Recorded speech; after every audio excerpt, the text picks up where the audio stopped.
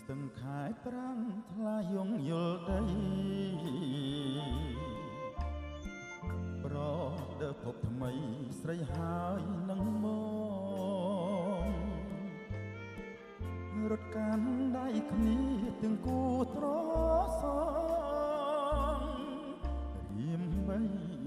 ត្រកងអូនក្នុងហាត់ថាលោកសាច់ប្រផោទឹកហូររឹមរឹមអូនស្រស់ញញឹមស្រស់ទឹមនឹងផ្កាយើងងូតទឹកលេងទាំងពីរកាយារៀមជ្រងកេសាសាច់ស្មាមាត់ខៃសាច់អើយសាច់ច្របាច់មិនស្គប់ទ្រុះញ័រចំប្រប់សបាយលី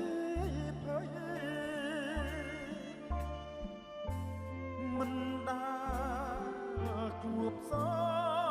សម្រស់ដូចស្រីចោះចៃដល់នួយសំណាកម្លេះខ្ញុំរៀមខំបីបងនាំកែវលែងស្រាប់តែរៀមភ្ញៀងដូចគេបងខំ